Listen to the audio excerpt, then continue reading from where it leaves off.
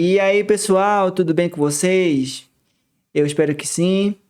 Gente, então vamos continuar a nossa aula de anatomia humana em relação à anatomia do dorso. Vamos começar falando aqui sobre as articulações do dorso, né?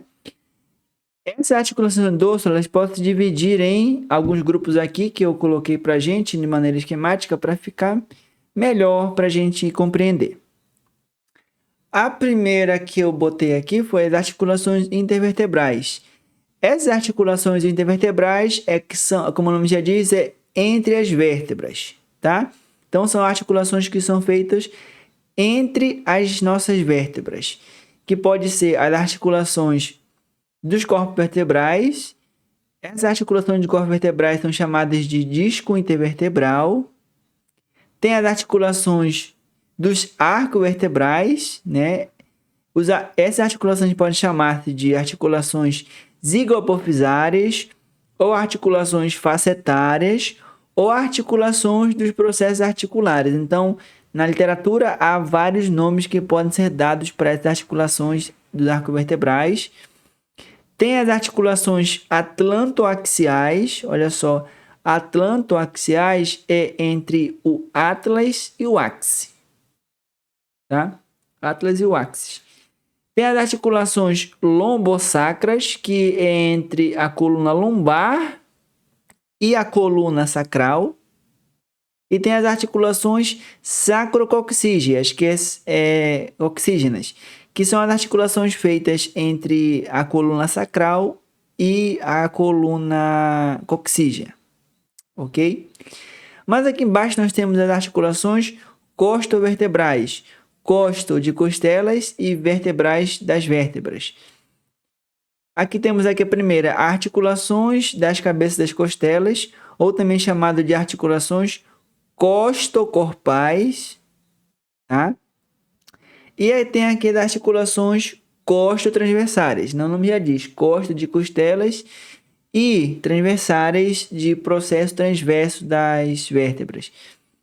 Temos aqui as articulações craniovertebrais, como por exemplo a articulação atlanto-occipital, atlanto de atlas e occipital aqui da base do osso occipital. Então é do crânio com as vértebras, crânio vertebral, atlanto-occipital. Temos aqui a articulação sacroiliaca, que é entre a coluna vertebral, a parte sacral, com o osso do quadril, com o ilho, tá? Vamos ver então aqui elas de maneira individual. Vou botar aqui para a gente ver no nosso Atlas de Anatomia Humana, né? Deixa eu só localizar aqui no slide para a gente. Tá. Vamos começar então aqui falando, né, das articulações. Deixa eu ver se a gente está aqui, tá certo? Das articulações chamadas de disco intervertebral. Vou selecionar para a gente aqui, ó.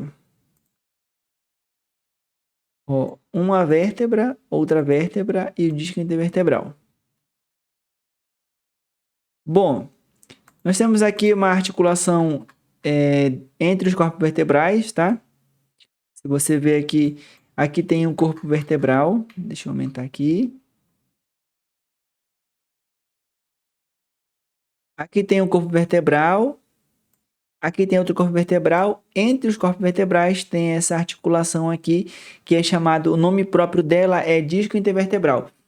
Esse disco intervertebral é uma articulação cartilaginosa do tipo sínfise, tá? Ou seja, isso aqui é um disco fibrocartilaginoso. Tudo isso que aparece aqui é um disco fibrocartilaginoso, tá? Também chamado comumente de anel fibroso. Esse anel fibroso, ele forma essa carcaça externa do disco intervertebral, tá? Você percebe que ele fica aqui entre as intervértebras. Como ele é uma articulação simples, ele é semimóvel e vai propiciar leves movimentos entre os corpos vertebrais, tá? Só leve movimento.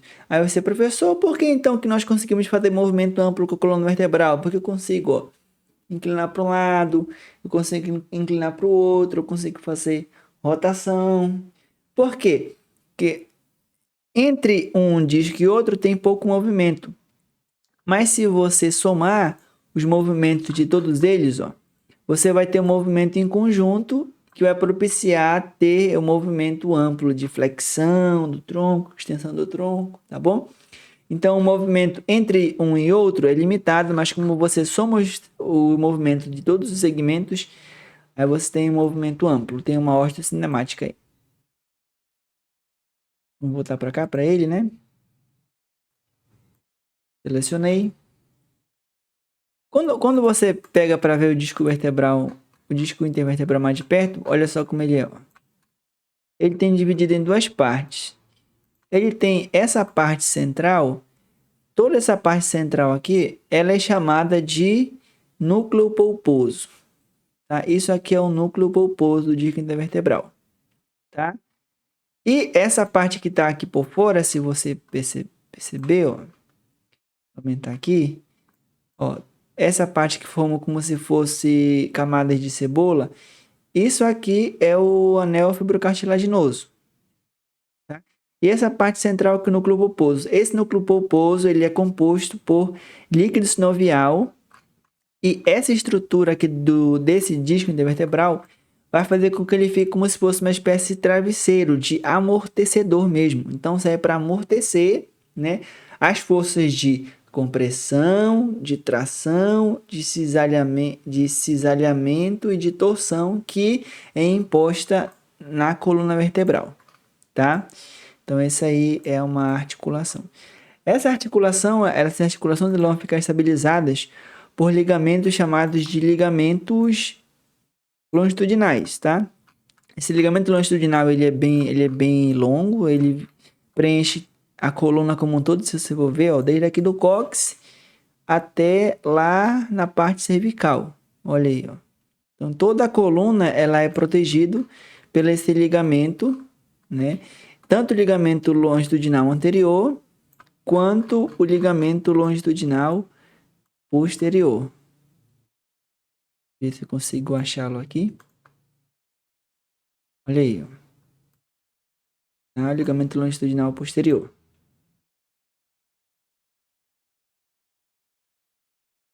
Certo? Então, esses são os ligamentos que vão estabilizar essa articulação chamada de disco intervertebral. Um estabiliza na flexão e outro estabiliza na extensão, tá? Na extensão é o ligamento longitudinal anterior, quando você estende, ele se tensiona para evitar a hiperextensão. Quando você flexiona, ele também fica tensionado para evitar a flexão. Entretanto, para a flexão da cabeça e do tronco, nessa parte posterior da coluna, existem outros ligamentos também, que eles são fortes também, porque se você for ver, a nossa cabeça, ela tende a vir um pouco para frente, né? Ela tende a fletir mais. Quando você faz a flexão da cabeça, o peso da cabeça junto com a gravidade faz ficar a massa da cabeça, né, mais a gravidade vai ficar um peso maior. Aí o que acontece? Tem que ter ligamento mais forte nessa parte posterior para estabilizar esse movimento e não deixar ter algum tipo de lesão. Certo? Vamos continuar então aqui. Não é aqui não, é no Atlas de Anatomia Humana. Vamos continuar com as articulações agora que nós temos aqui. Gente, eu tô falando isso aqui só rápido mesmo, tá? É só questão de generalidades, pra gente não tirar muito tempo aqui. Tem as articulações chamadas de zigoapofisárias, ou articulações facetárias, ou articulações dos processos articulares. Vou pegar aqui, ó. Vou pegar uns três aqui.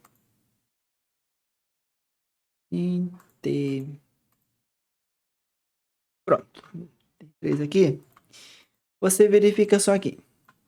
Eu tenho um processo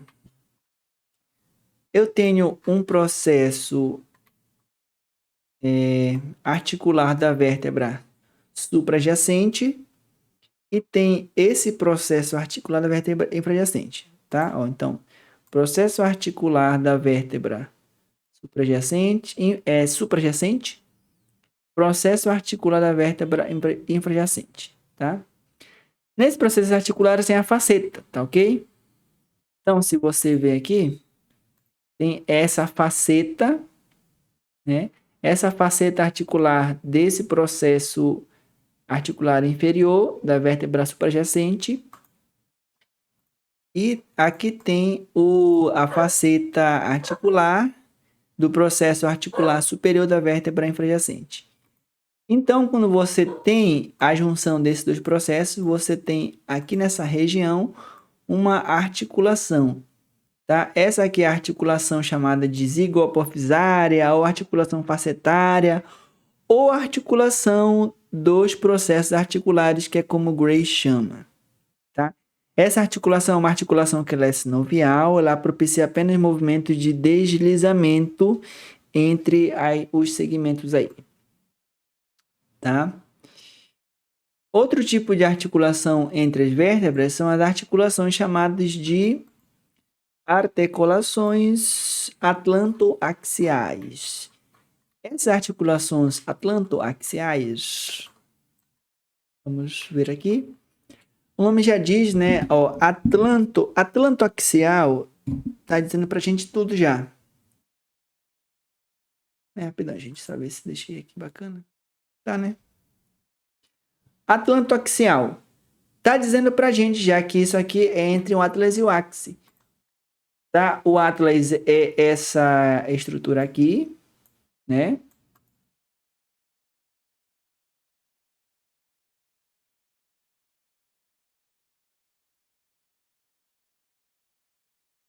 Peraí, pô. O Atlas é essa estrutura aqui, essa é a primeira vértebra cervical. E esse aqui é o axis.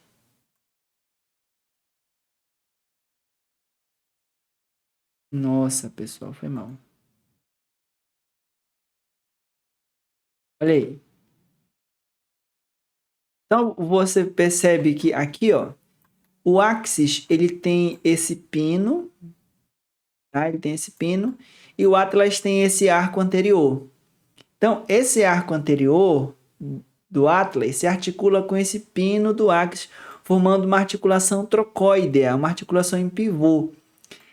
É essa articulação atlantoaxial que propicia esse movimento aqui, ó, de rotação na cervical alta, que vai mexer a cabeça para a direita e para a esquerda, tá bom? Movimento de rotação na cabeça aí. Uma articulação sinovial tipo trocoide, tá? Então vamos lá. Então tem o disco intervertebral, a articulação zigoapofisária, tem essa articulação aqui chamada de articulação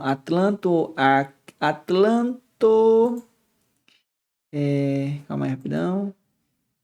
Atlantoaxial, né? E temos as articulações lombosacrais.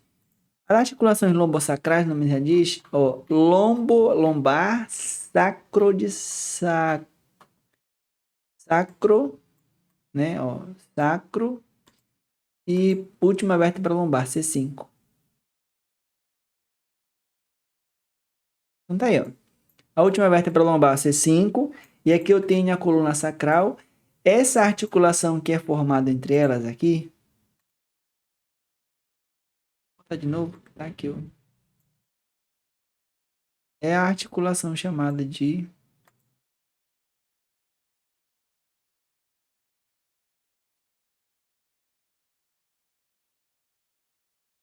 aí, ó. Viu? Articulação lombosacral aí, né?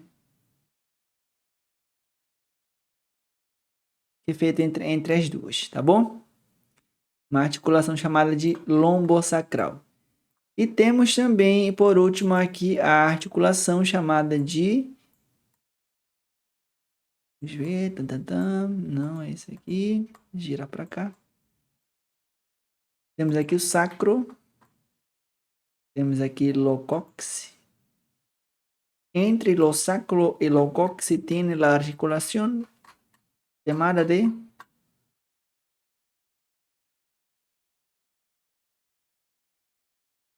Cara, não sei o que aconteceu, mas vamos lá. Olha. Holosacro, locóquice. Aí, povo, ó, tá vendo aí? Aqui eu tenho o sacro, que eu tenho o cóccix. Essa região aqui é a junção entre eles, né? Então aqui nós temos a articulação sacrococcígea. Então vamos lá, só para a gente lembrar aqui. A articulação tem o disco intervertebral, tem a articulação zigopofisária ou facetária ou articulação de processos articulares, tem a articulação atlantoaxial, tem a articulação lombosacral e tem a articulação sacrococcígea. Essas aí são as articulações que nós chamamos de intervertebrais, que é entre vértebras, tá? Entre as vértebras.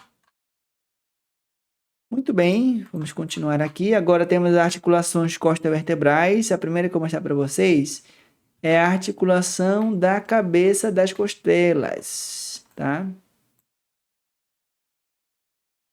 Vamos aqui selecionar lá duas costelas. Uma costela, outra costela. Lembrando que essas articulações é feita entre as vértebras torácicas das costelas, tá?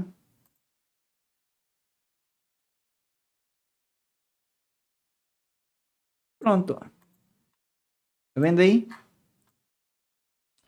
Então, é feita entre aqui. Eu tenho o corpo da vértebra e tem aqui a cabeça da costela.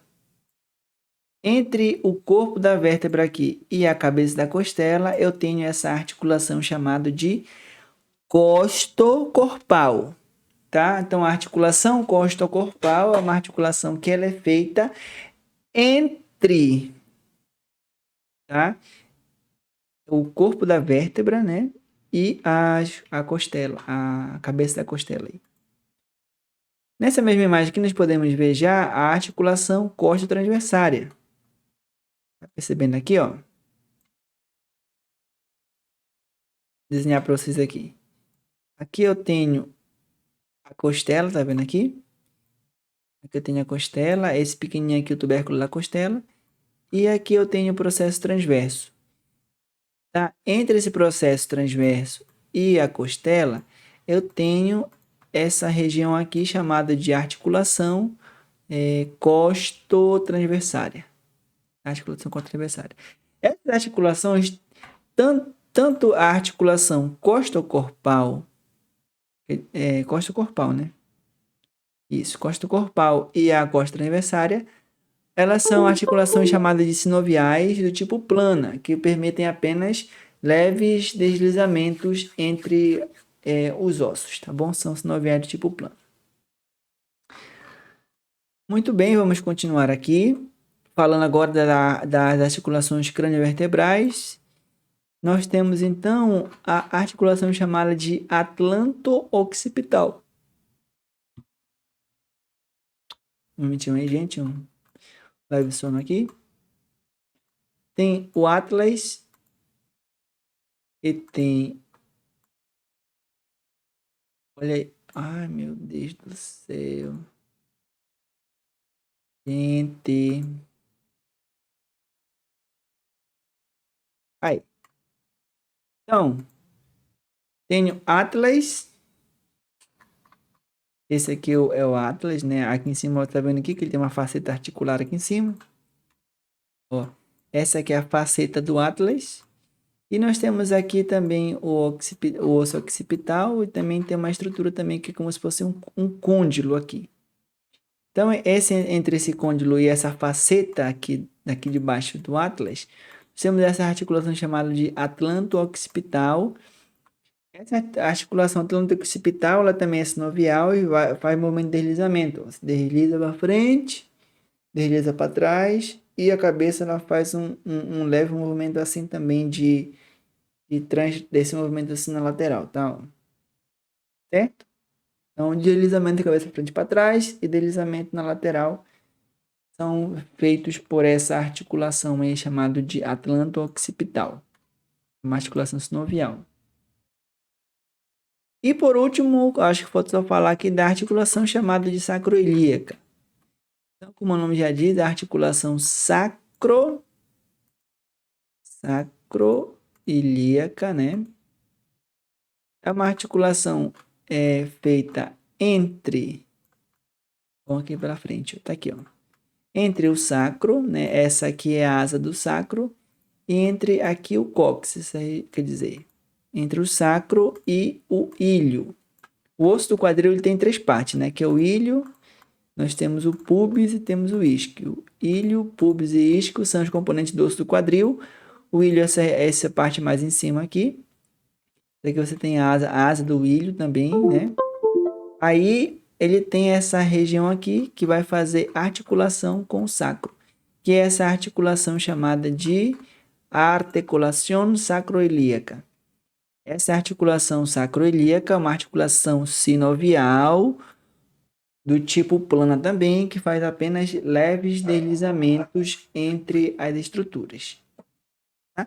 Então, nós vimos aqui, gente, de maneira resumida, né, um pouco sobre essas articulações do dorso. Né? Não vamos falar sobre o ligamento, que nos ia tirar muito tempo, mas vocês tiveram aí uma tarefa para fazer ligamentos, né? Então, assim, para que serve o ligamento? Posso comentar sobre isso. O ligamento é para ele transmitir forças entre um osso e outro, tá? Ele transmite forças entre um osso e outro. E a principal função de um ligamento, gente, é servir de estabilização para uma articulação, tá bom? Para estabilizar, para evitar que essa articulação ela tenha luxação.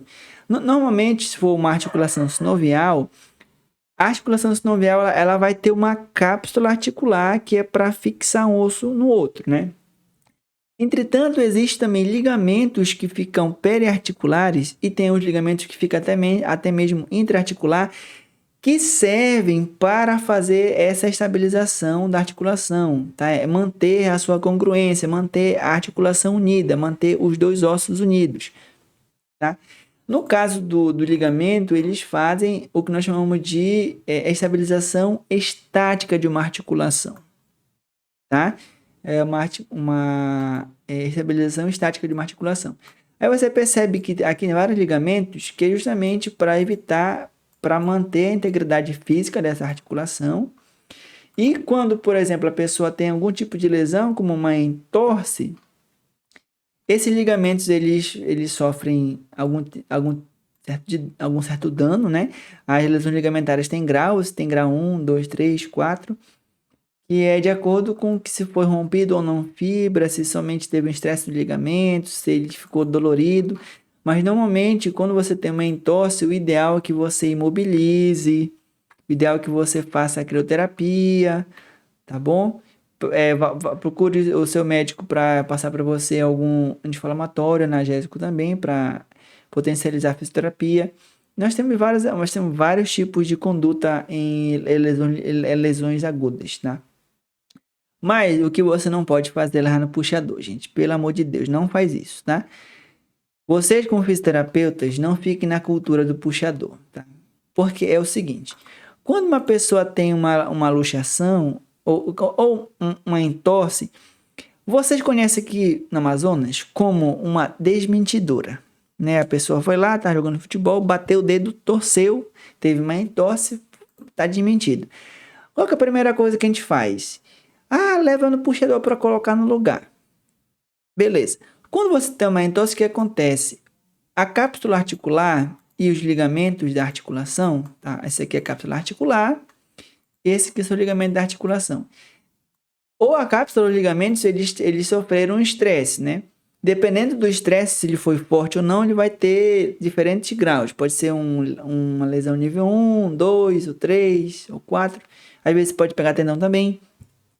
Mas o certo é que essas estruturas aqui, elas ficaram abaladas. Porque a força que você fez, se foi uma força de tensão, se foi uma força de torção ou de cisalhamento, ela abalou essas estruturas articulares. E aí o que acontece? Como elas foram lesionadas, elas estão ativando fibras de dor. Para que serve a fibra de dor? Para você saber que a sua articulação ela está lesionada. Porque imagina, se você não sente dor, você lesionou a articulação, você ia continuar jogando bola, você ia continuar pulando, você ia continuar jogando seu vôlei, o seu basquete, com o seu ligamento ia estar lesionado e você ia continuar lá jogando. Quando você fosse ver, seu braço ia estar caindo aos pedaços, né? Porque você não ia sentir dor, não ia cuidar dele. Então a dor ela é protetora. Você tem dor porque no momento da lesão são lesionados aqui. O tecido lesionado vai acionar fibras nociceptivas. Essas fibras nociceptivas elas transmitem dor para o sistema nervoso central para informar que esse local que está lesionado está com uma injúria. O que acontece também? Esse local aqui vai sofrer um processo inflamatório, né? Vai ficar inchado, com edema. E esse edema também, ele até mesmo edema protetor, porque quando você fica com edema, aquele local fica assim, bem grande, né? Que é para evitar a mobilidade, tá? Então, o edema, muitas vezes, até o edema ele é para evitar a mobilidade. E o que acontece? A pessoa tá com uma lesão, tem uma entorse, né? Pode ter tido algum tipo de trauma no ligamento. Aí vai lá com o que? Com o puxador. O que o puxador faz? Fica, né, tensionando, fica mexendo. Aí se você tivesse, exemplo, tido uma entorse, uma lesão ligamentar ou então um estresse na cápsula nível 1, né? O cara vai lá e pega e puxa. Aí o que acontece? Pode aumentar a lesão, que era 1, virar 2, virar 3, virar 4, sei lá, entendeu? Então o ideal quando você tem alguma lesão, alguma injúria, é você repouso, crioterapia, né? E procura o profissional médico para passar para você anti-inflamatório, analgésico aí. Depois que esse quadro de inflamação aguda vai melhorando, você vai reduzindo a dor, reduzindo o edema. A pessoa vai tolerando e você passa por outros objetivos, que é de melhorar a propriocepção, melhorar a força muscular, entendeu? E por aí vai. Tá, mas, ou seja, não leve no puxador. Se você sofreu uma entorse, basta a crioterapia, meia hora, umas 3 vezes por dia, que já ajuda muito, tá bom? Ajuda a tirar dor, ajuda a tirar a inflamação. E aí depois você continua o protocolo de reabilitação aí. Ok? Então, é por isso que serve o ligamento. Tá? O ligamento serve para estabilizar uma articulação, são estabilizadores dinâmicos de uma articulação, serve para transmitir a força de um osso para o outro, tá? E tem vários ligamentos, tá, gente? Ou assim, se você for decorar o nome de ligamento, tem muito, tá? Você consegue decorar, mas você vai levar um tempinho aí decorando. Que cada articulação, se você for ver, tem o seu ligamento. Exemplo, essa aqui é essa articulação do cotovelo, tem a cápsula articular, tem esse ligamento aqui colateral ulnar, tem esse ligamento anular e tem esse ligamento colateral lateral ou colateral radial. É a mesma coisa aqui também na coluna.